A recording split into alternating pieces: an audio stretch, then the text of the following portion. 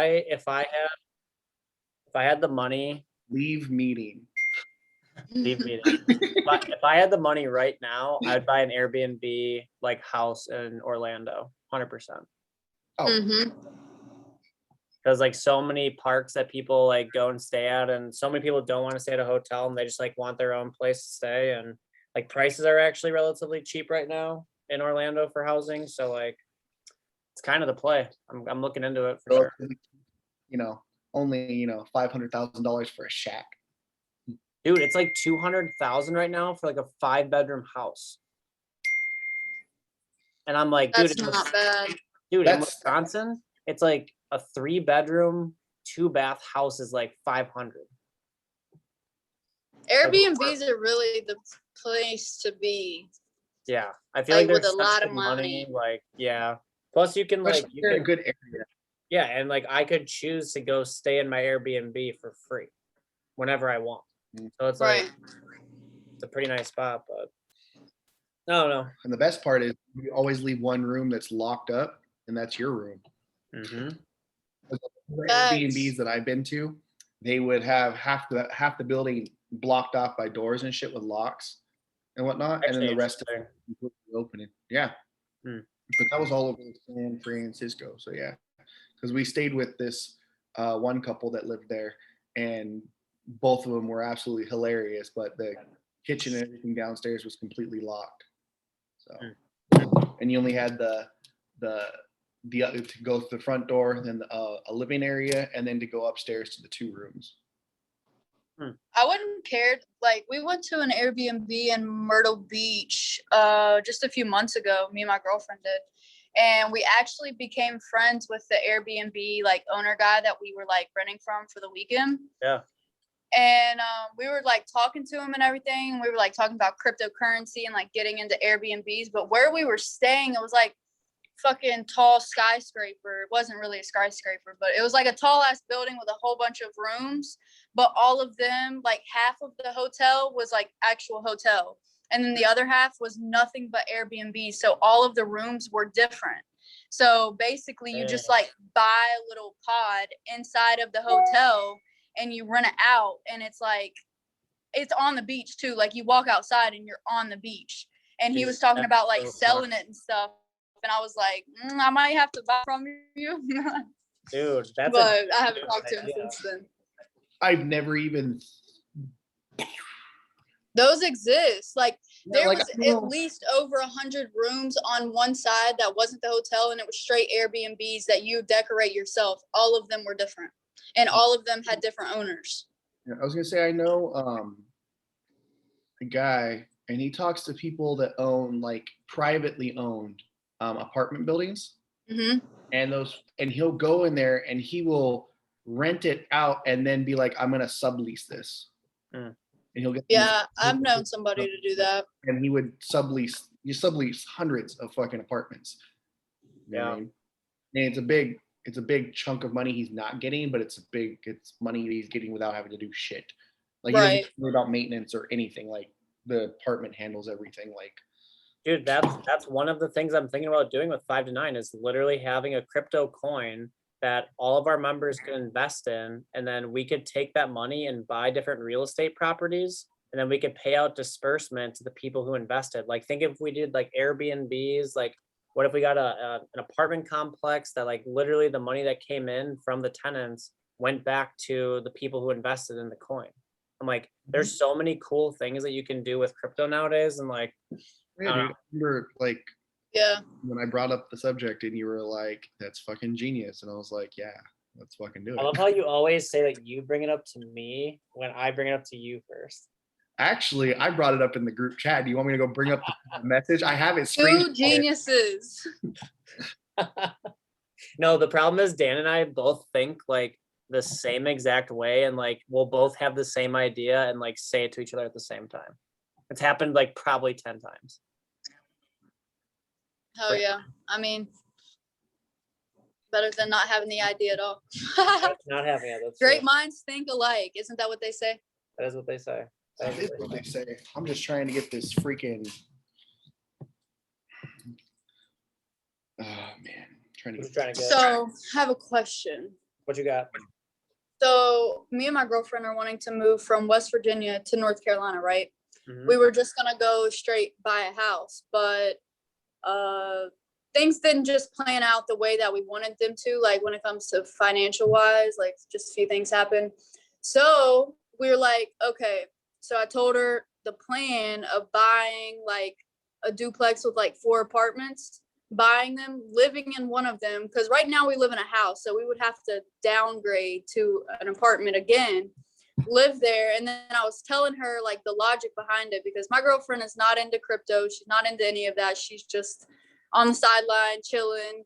She told everybody to buy into Bitcoin at 62K. Like, bro, I was like, no, you're doing it all wrong. Like, all of her friends texted me and they were like, yeah, Destiny told me to put some money into Bitcoin. And I'm like, don't listen to her. She doesn't study any of that. Don't listen to her at all. And you know, the shittiest part of, well, it's not really shitty, it's actually kind of funny, but so right when I first got into crypto, it was over a year ago. So Bitcoin, it was right before Bitcoin took off. And I was like, babe, buy like $100 of Bitcoin right now. And she bought it and just forgot about it. So she bought in, I think it was like 15K, and then it was 62K, and we went back to it. And I was like, holy fucking shit, because I took all my profits. I snatched them all because I was new in the industry. Like, I probably invested like $500 into Bitcoin when it was like 17,000. Once it was up, I was like, yeah, I'm gonna take this real quick. I don't know what I'm doing, but I'm gonna take this. And then when it got to 62K, I was just like, fuck. Yep. But anyways, my question was, sorry, that was a little tangent. But so say that we wanted to buy a duplex of like 4 apartments. Where do you even start? Like, where do you even find these places? Because we looked some up. What is it called? Talk to a real estate agent. If you talk to a real estate agent, like I have one, and she sends me lists of places that are for sale. Yep. Oh, wow. Emails every day of lists of places that are for sale before they go onto the markets. I was just about to say I have. Because like that's what I want to do. Yep. I mean, that just makes the most sense. Literally sends me listings every single day. Mm-hmm. So like, how do I find a realtor? You can literally just call one. Where are you looking to move? Like Raleigh, North Carolina. And the best thing to do would be to, if you own your current house, correct? No. Oh, okay. Nope. Well, sadly not. I would literally, yeah. Like these are Google. Sell everything I own and move whenever I want. So yeah, these are Google verified realtors in North Carolina or in Raleigh. So I would literally just like start reaching out to like these people right here. And honestly, just network and just be like, hey, I'm looking for a duplex. Like me and my girlfriend are looking to move down here from this time to this time. We need like 4 rentable units or like 3 rentable units, or like give them the details, and then they'll literally just get you set up on where is it? Yeah, and let them know like the condition that you want. If you want like something that you want to put some money into, or if it's like, hey, I want to buy this place and I want the rest of the I want it to be ready to rent. Right. You know what I mean? Yeah, because that's what we were wanting to do. Like, I'm no construction worker. I don't know how to do shit when it comes to like remodeling or anything. Like, what do I look like? So I need something ready to move into at this point. But thanks for the info, guys. Yep. Yeah, that's definitely what I do. Just like start networking with people. Like you could honestly like in like you could even put it on Facebook, like be like, hey, I'm looking to move to Raleigh. Like, does anyone have connections to realtors in Raleigh? And like, you could probably want to network with you that way. Hey, I'm going to send you Tad's number and whatnot. I'm going to let him know and whatnot. Because he has connections everywhere. He's helping my buddy get a house in Texas, and he lives in Minneapolis. So, or wherever it is. So I'll hit you up with that right now after I'm. But what time do you want to have that call tonight? I'm gonna be up all freaking night because I got to hit the gym at 2 in the morning. So 2 in the morning? Is that what your gym schedule is this week? you know what's good? That sounds horrible. It's beautiful, man. Yeah, that doesn't sound like fun. I like to sleep. Oh, crazy. Just get a little bit of sleep. I'll sleep when I'm dead. Dude, I used to I would quit rather that, sleep like, all day and stay Yeah. up all night. yeah, I would too, actually. Yeah, it's Because really, like I feel at night there's no one awake. Everything's peaceful. You don't have to do that's why I love the Mhm. gym. I go there and there ain't a soul in sight. True. That's true. Well, cool. I'll hop in just with some of the topics I wanted to cover. I just feel like with a lot of things that have been happening in the market, I think it's just like important that people have like an understanding of what's happening and like how we can kind of take advantage of it. Because for me personally, like I could have taken like huge gains from crypto, but for some reason I felt like every time it dipped, like it was going to go up. And like understanding how a market works and like learning how to take profits and like being okay with taking the profits at certain levels. I call it the what is it, the exit strategy. Like forming an exit strategy is like so important and like something that I didn't have for my first bull run. Like I had a couple numbers that I wanted it to hit before I would even consider pulling money out. But now looking at it, I'm like, okay, I have to have these set exit strategy numbers so that I can move it into a stable coin and I can actually take advantage of my opportunity instead of now I'm riding the waves and like I'm making money, I'm losing money, I'm making money and losing money. And this is more for just like holdings, but just to be transparent because that's what our group is about. I had about 500 chain link that I've been holding since about 6 or 7 months ago, and I've accumulated over time, like just taking paychecks or different projects that I'm investing in. I'm taking profits and putting it in Chainlink. But I was looking back at when I first started investing in Chainlink at $8, and on this run up to $52 that it hit, if I would have taken profits, because my first target number to take profits was $50. I said if it hits $50, take out 100 of your Chainlink and move it to a stable coin. And my reason for that is I'm going to capitalize on profits on the 100 chain link that I'm selling. And then also that's going to leave money in my stable coin for if the market does come down. So what everyone thinks is, okay, we see all this information every single day on Twitter, right?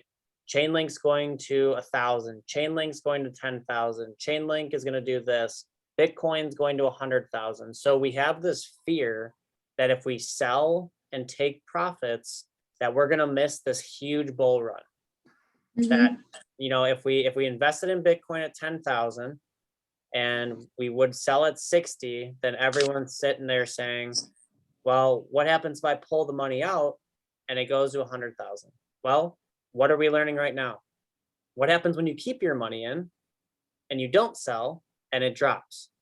Now we're sitting here thinking, wow, I should have taken the profits, right? So for me, this was a huge learning example of, now that the market has corrected and it's back down to where it is, and now Chainlink's actually down to like 24 something right now. I'm sitting here mentally preparing myself for the situation of what are your exit prices? Like what's the number? Like I'm going to put 3 numbers down on my Excel sheet and say, at $50, I'm going to sell off 100 Chainlink. At $70, I'm going to sell off another 100 Chainlink. Or $60, like that's something we all need to start realizing, because the thing that I'm noticing as well is back when I started investing in crypto, there were none of these like meme coins at all. Like there was nothing like this. It was only the main projects. It was Bitcoin that everyone talked about. Chainlink barely has been talked about at all, but Ethereum really took off as well. And now everyone just talks about the Doge coins and all the meme coins. Like that's all people are investing in right now. And so like what we should have done is we should have recognized that the attention of the retail market is going to a different spot. I know people who have 6 figures in a meme coin right now, like hoping it's going to go up. And I'm like, you can gamble if you want, like that's fine. But like if we would have taken our profits on the huge bull run that we had, you know, to end this year and to start the year, like we would be able to now be putting all of our stable coin money back into coins at way cheaper prices, and then also taking money off the table that we can use to invest in other things. And I think that's something that I think a lot of us really have fear of missing that next bull. But the cool thing is having it in a stable coin, you can transfer it there as soon as you start to see signs that the bull is actually happening. So I think right now there's a lot of fear in the crypto market, and that is because the prices have been dropping. But that's also due, I want to clarify, I don't think Elon Musk has anything to do with Bitcoin, Chainlink, Ethereum, any of those dropping. Mike had mentioned the thing in the chat earlier today about like the Q1 numbers having a lot more retail investors in crypto. And I agree with that, but it's also the retail investors are all in the meme coins and the shit coins. And so like, how does that affect Chainlink and You lagged. how bad? Was it bad? Yeah, like you just cut out. How is it now? It's better. Better just now you're not cutting out as bad. Okay. Just like stick up a finger if it lags or something. Okay. You wouldn't be able to see Anyways, it. I don't think that the retail investors are causing any price movement on Bitcoin, Ethereum, or Chainlink. I feel like as soon as the retail investor starts to realize what these meme coins are doing, like, dude, it's simple logic. Elon Musk is trying to get people into crypto. That's what he's trying to do. Like, in my opinion as well, I think he's trying to warn people when things are going to drop in price. Like when he has his like, you know, I think, you know, Bitcoin doesn't have like the right energy levels or the fossil fuels and whatever he's talking about. Like he's just bringing up random things. I think he's doing that to warn people that like the price is going to drop. Like the institutions do this always. Like they will always capitalize on a movement up. Like a bull cycle in a financial institution's mind is saying, look at, we're making money. I'm going to start pulling money off the table. I'm going to start. Yeah. Is it lagging? No, it's not lagging. I was going to say I have a point to bring up after this. Okay. So as the bull market is in effect, they are constantly taking profits off the table, constantly taking profits. And so what we need to start to realize is we need to think like the financial institutions. We can't think like the retail investors. What I noticed a lot is during this bull cycle, I was adding to my positions on the way up. And I was like, oh my gosh, I have to put more money in so that I can capture these movements. And so what ends up happening now is I'm adding to these positions, let's say on Chainlink at 30, 35, 40, whatever price. And then all of a sudden it hits this high number where then it decides that, oh, we hit the high and now it's going to drop. So now all these positions that I was accumulating on are now, let's say, in the red or they're even, just due to other ones that I invested. So I'm sitting here saying, okay, the financial institutions were taking profits on the bull run when everyone and their mothers was then saying, Bitcoin's exploding, go buy Bitcoin, go buy Bitcoin. So now you have this excitement in the market to buy that coin when the financial, you know, institutions are pulling their money out. So then what ends up happening is the price starts to fall, and then that's where the fear happens. That's where everyone's like, oh, the price is dropping. Now we need to sell. And then the financial institutions are again saying, oh, everyone's selling. We're going to buy back in. So I think the one thing I realized from this full cycle now that I've been here for over 6 months trading crypto is we need to flip the switch on how we're thinking of investing. And we need to start taking advantage of catching profits on these bull runs. And I'm not gonna lie, I think there's another bull run coming like relatively soon. Like I see this huge like drag down, like they're trying to take like all of the profits, like they're trying to force people to sell. And like, dude, watching the charts lately has been like very, very difficult. Like it's like every time it looks like it's making a move up, it like hits a spot and then it just dumps like crazy. But I think we can use this to our knowledge for this next time it happens and start to have those exit strategy numbers. So for the people who aren't on the call and who are watching this, I would say whatever projects you're invested in, make sure you have an exit strategy number, whether it's 2x, 3x, 5x, whatever number that you're comfortable and like you feel good taking profits.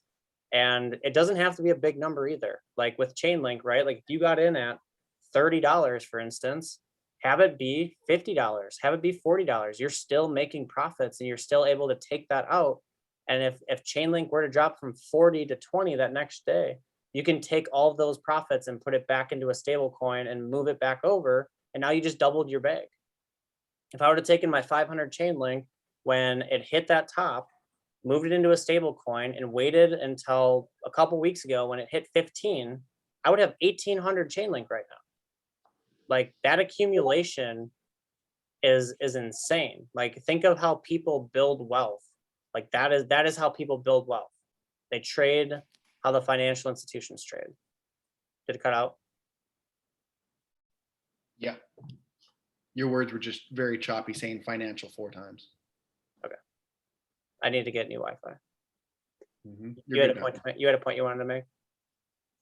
Yeah. So I was talking to my uncle. He is a vice president of a financial firm in California, and he was having a talk with his hedge fund buddies and whatnot. So he got me onto this podcast that I was listening to, and we have to understand that, like you were saying, we have a very visual thing that we can look at right now when it comes to looking at the crypto market. If you look at the way that the stable coins move, such as, well, not stable coins, but the big market players like Ethereum, Chainlink, Bitcoin, compared to like the shit coins, the reason, like you were saying, is the retail investors are over here throwing their money out because they're seeing these ridiculous gains overnight. And that's what people want. Everyone's like, oh man, I want to win the lottery. I want this, rich tomorrow kind of mindset and thing and whatnot. Because my buddy, he threw in, I think it was like 10 grand in Dogecoin. It was at 70 grand. And then he freaking went off and freaking let it go. And now he's only made $1,000 when he could have,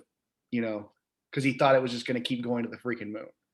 Dude. And I was like, well, why didn't you move that money somewhere else or do something with it? He's like, oh no, it's going to keep going. It's going to keep going. I'm holding till $1. And I was like, whatever, man. But if you look and you just look at the charts, you can see the difference between how like it was a great point that Mikey brought up with the whole institutions getting into things, hedge funds getting into things. The market's starting to move exactly like institutions like to move the market. Mm-hmm. They bring it back up to dump it at an area where they want people to start seeing that it's coming back up, and then they'll just take all the profits right then and there. Hedge funds, they don't trade like we do. They have multiple sectors of things where one kind of trading portion of their company trades for a couple hours, one trades for a couple weeks, one trades for a month to 2 to 3 months at most. They don't leave their money in there for long periods of time. That's why they're called money managers, is because they're trying to get those small gains and push through, and they understand that they're working with millions to billions of dollars. All right, even small hedge funds that have 100 to $200 million under management, and they're understanding that they're like, hey, if we make 1, 2, 3, 4, 5 million a month, we're profiting for ourselves. We're making money through our commissions, and we're making money for our members that we have and whatnot. So they move the market in a very, very, you can just look at the charts. Go to a meme coin, look at the chart. It blasts up, it blasts all the way down and just disappears. Mm-hmm. So you can see the footprints of where the institutions are. And if you look just at our stable coins that we have right now, you can see it has been, you can watch a downtrend very, very on a higher time frame, what it's doing. And that's why right now, we've had a couple interesting dumps that have happened. And I think it's because there's not enough retail investors inside of the more normal coins. That's why you'll see huge drops faster than what we're used to seeing on different projects. Right. You go to the stock market and you can watch these same things happen, but they don't push like this because there's more retail inside of there. So when they do a move, you can see a large move. And you can see this is literally, if I look at your screen right here, dude, like you can see what chart do you have on the day chart? This is the daily chart for You Lang. can literally see, look at this. This is one move down. Like that's one move down. There's not really a whole lot going on. Look over here. We have multiple moves where it never breaks structure. It never broke structure. Yep. It never broke structure the whole way up. We had a break of structure. It didn't break structure again. Because this would have been the next high that we want to go away from.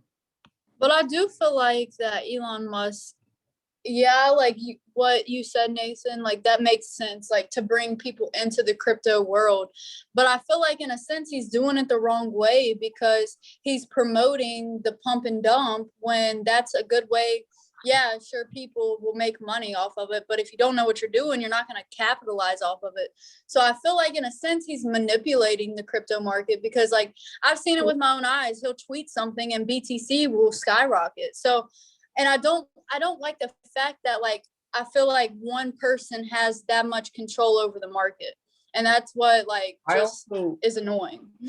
I do agree with you and I see where you're coming from. But if you look at the BTC market, I 1000% know for a fact that he has technical and fundamental analysis looking at the market like crazy. Oh yeah. So when he's tweeting, he's making it look like I'm the gorilla, I run the fucking market. That's what he's That's what he's trying to employ. When he can see that, he has people going, "Hey, bro, it's about to go off," and he goes, "All right, I'm gonna get my little phone out right here. Let me get on Twitter." Yeah, and he makes it look like he's the one controlling the market, and then he's stirring up the pot to get more attention.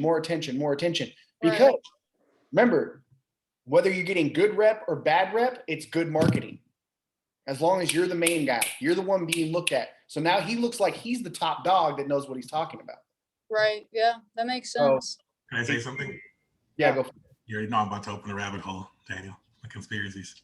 That's why I'm smiling. Big smile. So, as we know, media and censorship goes hand in hand. So we had a last president that would simply say something like, "Hey, the sky's blue," and he would get censored. He got his social media locked down, everything, the whole nine. I have a friend yesterday. This was in Mexico.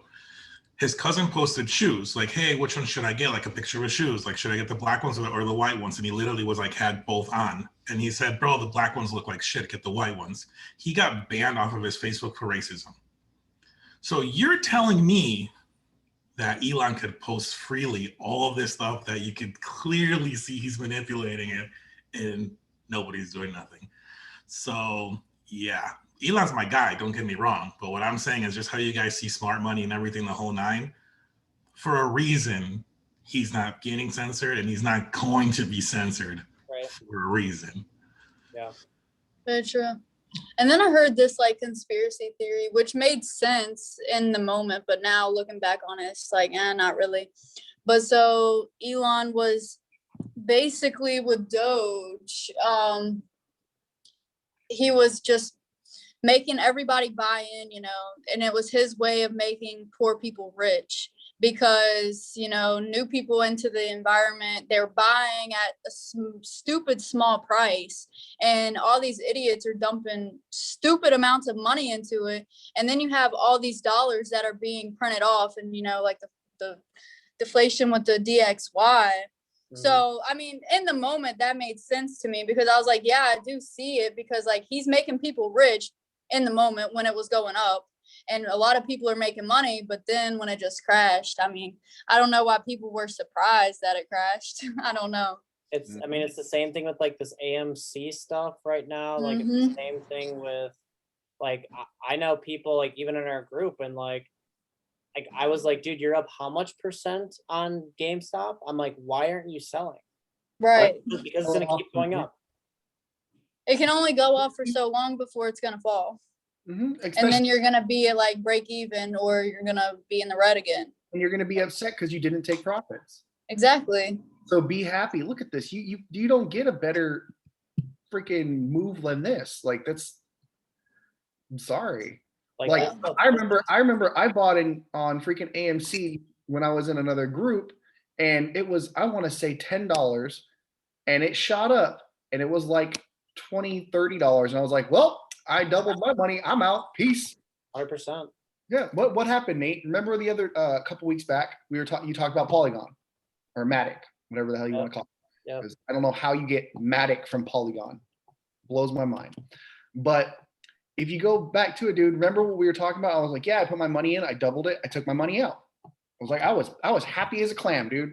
From 40 cents to 85 cents or 88 cents or some shit.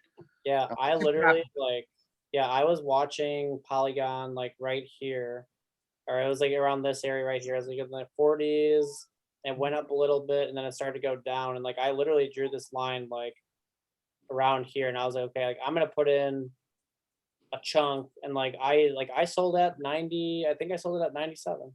Yeah, I sold it like 88 cents. Then it got up and it was right here. And you were saying how we were all talking about how we wish we got back into it. Mm-hmm. And then what did it do, dude? It flew up and it was coming back down. So it was around this area. But I resold after I doubled my money again at $2 and freaking 30 cents. And I told you and Kyle, remember? I was like, hey man, I doubled my money. I'm out again. Yep. Like I have no problems with it. Yeah, But people are greedy and they want the whole. They don't have like the mindset that you have, and that's where like people go wrong, you know. And I think that's because they want the whole thing. A lot of that too, I think, lies to where the majority of society has always been raised to, hey, you have your 9 to 5, you have one stream of income, and that's it. But you have multiple. Like for me, in the sense, I'm on the same boat like with Dan, right? Soon as if I say yes, I have a target price, but even then, if it's like, hey, I'm good, I'll just take it because I already know I can grab this money and I can put it into betting over here. I can put an MT4 over here. I could go buy this and flip this over here. Like, there's so many options out there to where I'm not stuck to like, oh, Doge needs to get to $1 for me to be able to be rich. Like, there's multiple streams. It's not. And the goal's not even thinking about being rich, really. It's even just helping people, make a little bit more money by investing. Maybe they get rid of their debts. Maybe they pay off their house, and then you pay off your house. That's an extra $1,000 a month or whatever. You know what I mean? Or you pay off your car. That's an extra $200 to $500 a month that you get to now go and reinvest and do things with. It's more about getting rid of those debts that are taking a monthly allowance away from you and being able to get that monthly allowance back so that you can do something with it. Because a lot of people think I need to make more money. I need to make more money. What happens when they actually get to be making more money? They spend more freaking money. They spend more. It's like the analogy of like you get the promotion, you buy a bigger house, and you buy a bigger car, and it's like you don't need those things. Just because you're making more money doesn't mean you need to spend the more money that you just made. Yeah, get that money to do more problems. Yep. Mm-hmm. And that's one of the things that people aren't really thinking with. Yeah, dude, that goes into like exactly like the flipping and like making more money stuff. I was like trying to think of like how rich people use credit and how they use money to make more money, right? And like I read a ton of like Robert Kiyosaki books, so like Rich Dad Poor Dad stuff, and I've started to use that concept with like buying and flipping silver pieces. And for me, I started to realize that there's a difference between using a credit card for liabilities and using it for assets. And that was something I talked to Dan about the other day, and I was like, dude, I feel like we should hop on a call to like share how you can do this with anything in life, like whether it's flipping cars, flipping like baseball cards, like Pokemon cards, like whatever you're doing, phones, whatever however you can make, cell phones, like however you can make money. But rich people don't use cash to buy assets. They use credit. They leverage loans. Well, they leverage debt, which is, credit, loans, anything you can think of. Right. But you also want to make sure that you're not, with, 40%, interest. Oh, right. You want to make it so, like, let's just say your standard credit card is 22% interest, right? Like that's 22% interest per year. So if you divide that by 12, like your interest is not as crazy as they make it out to be. And there's a reason why I would consider using a credit card for making asset purchases. I think what people struggle with is they use their credit cards to pay for things that won't go up in value, right? Like if you buy a car and you put that on credit, then over time, your car is going to depreciate in value. And even like the interest you pay is going to be way more than the value of that car. Now, the simple solution or the simple thing that I wanted to say is like just with like the silver stuff I've been doing. So like these coin drops that 7K does for Roman pieces, for instance, it's $368 when these coins drop, and there's 500 of these coins ever minted. And so I'm able to buy this coin on credit, let's just say for $370. And let's just say I couldn't sell it for 6 months. So I have $360 on my credit card, and I'm making the minimum payment on it because I want to keep my fiat for other things like my bills or, rent or phone, whatever it is. So let's just say it takes me 7 months to sell it, but I end up selling it for $800, which I think is the least that I've sold one of my Roman coins for. So that's a profit of $440. But if you take the interest that I would have to pay over 7 months of just paying the minimum payment, did it stop? It did for a little bit, yeah. You're back on interest. Dude, I need to move. Yeah, dude, I've never, you're the only person I've ever seen with, well, other than Kyle, that has this bad of internet. Man, I had turned off all my other Wi-Fi. Anyways, whatever. Like Kyle, he had better internet in his car. Dude, yeah. The background that you have, any background that you put does pull a lot of traffic. Oh no, even when he doesn't have that. Oh yeah, I know. Like I know your and it's pretty shitty. I already know that part. But your background does mess up even worse when you have those. I need to get something different. It's all good. Moral of the story: use credit to buy assets, because even when you have to pay interest on what you bought, you're able to pay off the interest and the principal and still have profit to then put into, whether it's another coin that you want for a collection, whether it's paying off a bill, like whatever you choose to use that profit for. Don't use your own fiat, because that's literally what a credit card is for. It's you're being loaned money so that you can use it to make more money. But most people use it for the wrong reasons. And that's, I guess, the moral of what I wanted to share. So No, it's Yeah, I mean, it makes sense. true. but most people don't do that. No, not at all. They're afraid to use credit cards because they're scared of paying interest. I've never had to pay interest on my credit card bill, thankfully, Mm-hmm. because I've never let it go past the month. Right. Yeah. So, I mean, I would say I think a lot of rich people use it on real estate. Now imagine buying an apartment complex or a duplex. There are very interesting ways that you can, let's say, do a 3% down payment on a duplex, and you might have to pay more interest on the property. But if you have someone paying your mortgage, Mhm. then it doesn't matter, because you're able to pay off that interest. And then once that loan is done, now you have a full asset and the interest is all paid off. So going back to you looking at a duplex, I would try to go as low of your minimum payment as possible, 3%. A lot of places do 3% down payment right now. Mm-hmm.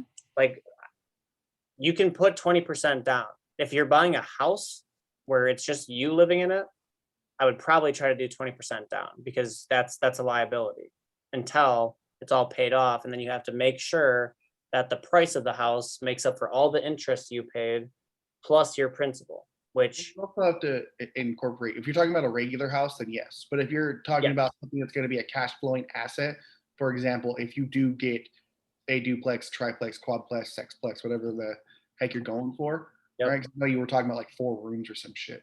Yeah. Right.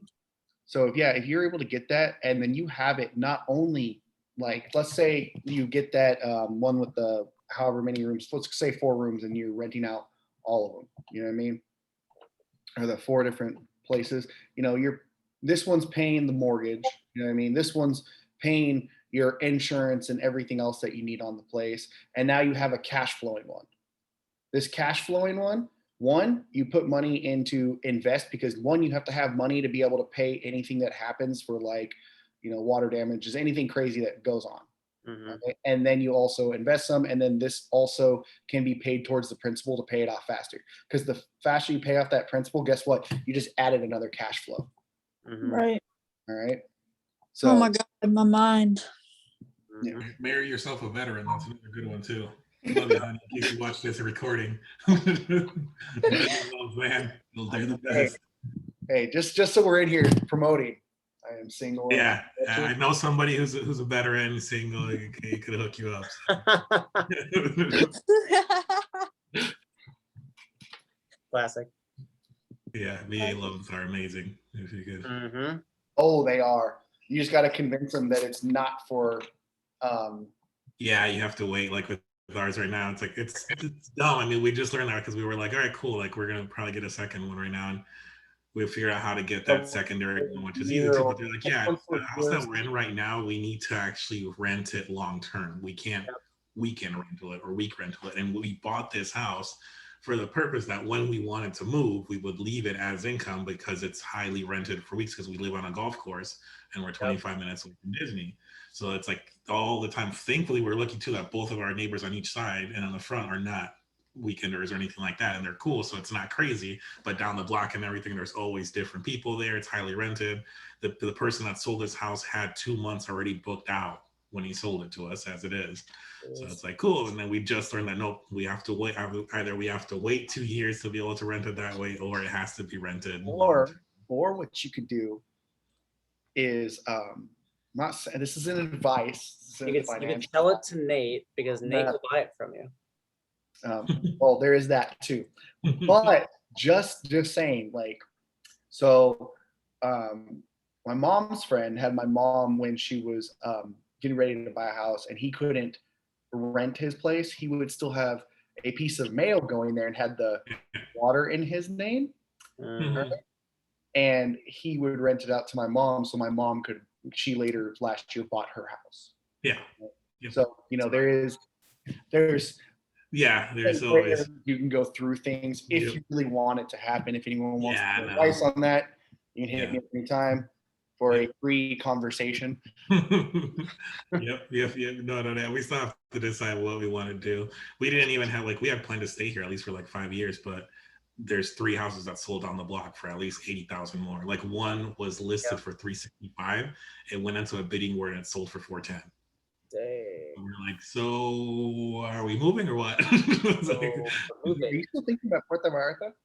Yeah, that's what I was telling my wife. My wife doesn't want to because of her work, because she just got an actual really nice upgrade, so she doesn't want to. Side note for that. But we were you guys looking at Texas again? No, fuck that. No. Because I might be going to Texas in January.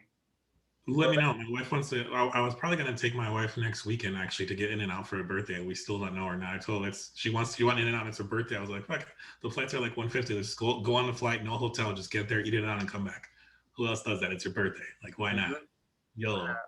But let me know for sure. No, I want a beach house. She wants a farm. There's both here in Florida. You can get both. Yeah. So. Beach house. That's what I want.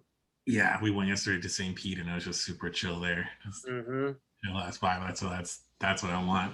I like farms, don't get me wrong. I lived in Mexico too for years and I get it. I love animals. I love peace. I love not having neighbors and acres. It's not you don't have a neighbor that buying block. No, your closest neighbor is whatever so many acres. We found one that's 23 acres.